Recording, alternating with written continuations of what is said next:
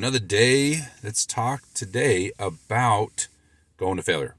Train to failure, not to failure. What should you do? If you haven't already, be sure to check out the videos that have been leading up to this one. We were talking about, the potential for partial reps and some modifications of repetitions and sets, etc. We'll keep talking about that and some diet stuff as well.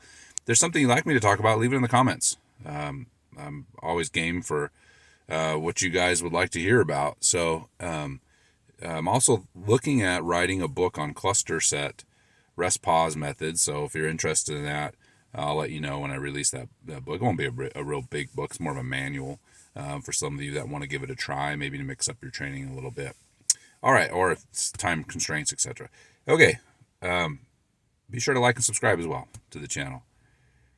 Go to failure or not. Good idea, bad idea. I've put a video out at this, and I think, last year maybe, I can't remember. But I still think it's a comment worth. So I find working with clients that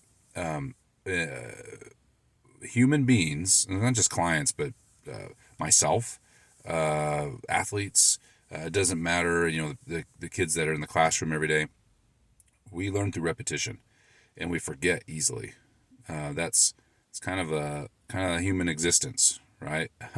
If you read throughout the scriptures, right? Israel forgot God, right? Things like that. And so it's very common for us to forget. So I think some of these videos are helpful. Try to keep them short, so maybe if anything, it's a reminder.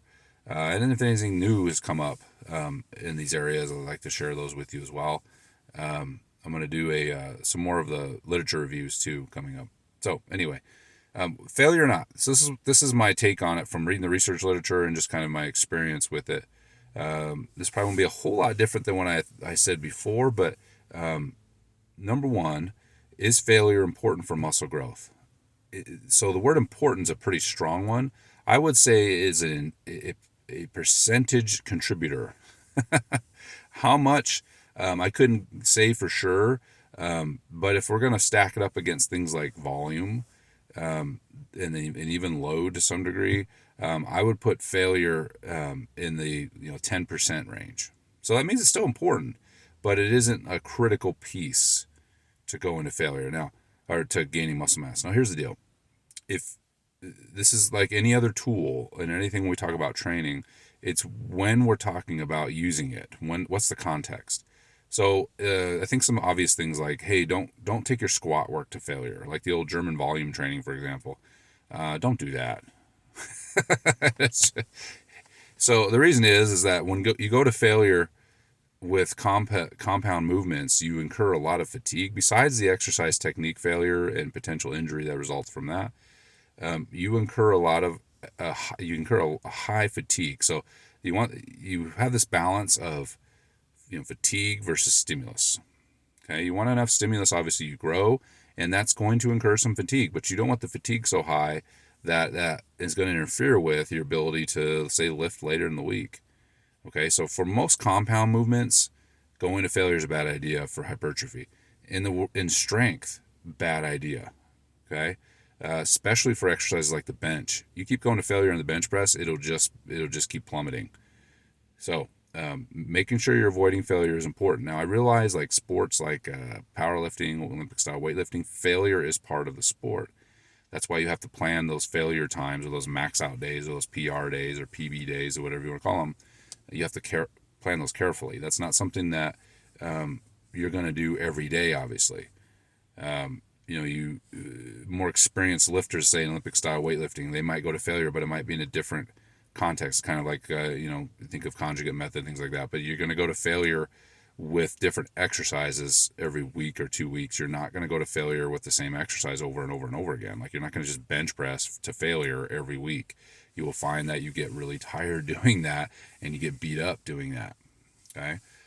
If you want to push something to failure in that compound movement, select something a lot less abusive and a little bit, with some exercise variety. So let's say a 45-degree dumbbell incline press, for example, or right. I still would advise not going to failure. I know there's a lot of, hey, going to failure and maxing out in these compound movements frequently, all these certain guys do this.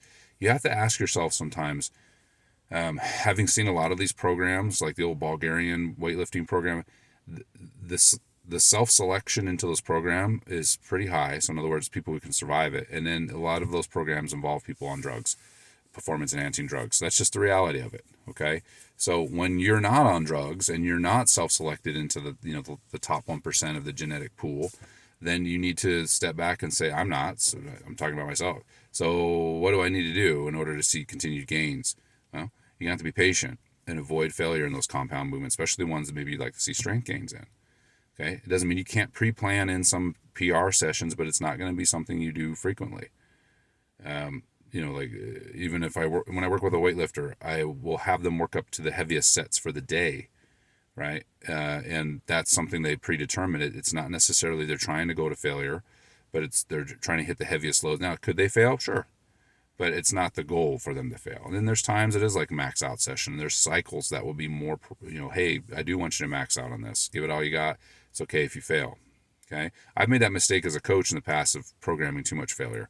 And when you do that, again, fatigue gets high, frustration gets high, the drive to train gets lower, right? It's just, you got to pick those times carefully. Okay. So that's when it comes to more like strength and power stuff. All right. What about, when could it be failure be helpful more frequently? And that would be with single joint exercises, especially, exercises that you can hit higher volumes without beating up joints, so like a lateral raise, or depending on the biceps curl exercise, or the triceps work, depending on the exercise as well. Again, you have to kind of pick carefully which of these exercises you go to failure, just because, again, it can create a lot of joint stress. But the fatigue costs for a lot of those are not near as high, right? You can go to failure on lateral raises multiple times in a week. You could go to failure 12 sets in a week if you've been training, and you'd probably be okay. Again, you just have to kind of be a little sensitive to how your shoulders are doing. And so that's a good opportunity to do that. Certainly finishing, finishers, or myo reps, myo sets, whatever one you want to call it. Those are all great opportunities to go to failure and get a lot of work in a short period of time. Basically you go to failure, like a strip down method, and all these are the same kind of ideas. You go to failure, rest for just a short period of time, and then you go to failure again. So you do your 12 reps, fail, take 5 breaths, go to fail again, take 5 breaths, and you might do that 3 or 4 rounds.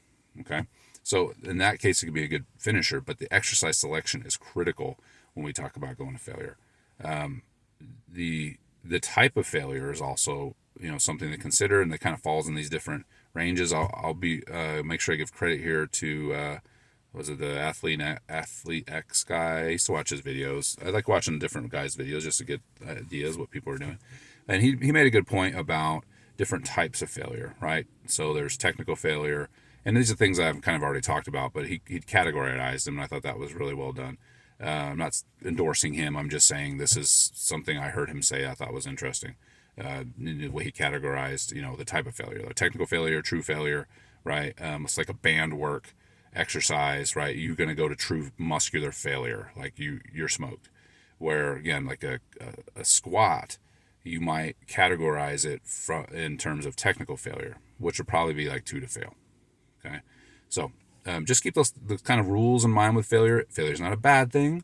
It's just got to be planned. It's got to make sense for the exercise.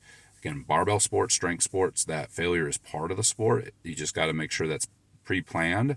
And going to failure in the same exercises, even in those sports, will usually build monotony and build frustration. And so if you're going to do that type of work, and again, harkening back kind of like the conjugate kind of idea, is you fail doing exercise variance.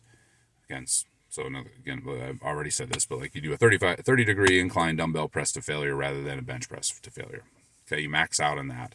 And it may not be 1 RM necessarily, but it's going to be like a 3 RM or 4 RM or 5 RM, right? But it's to failure is the point.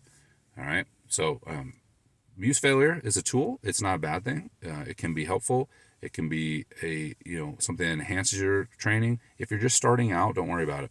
It'd be better for you to just get the volume in. Certainly if failure starts to dig into volume, it's time to reassess its usage. Okay? Especially with hypertrophy. If failure is digging into the load, like you're losing load rapidly, then it's time to reassess it. All right, I'm at almost 10 minutes. Apologies, it's been a little bit longer. Hope you find this helpful. Again, like and subscribe, and see you guys in the next one.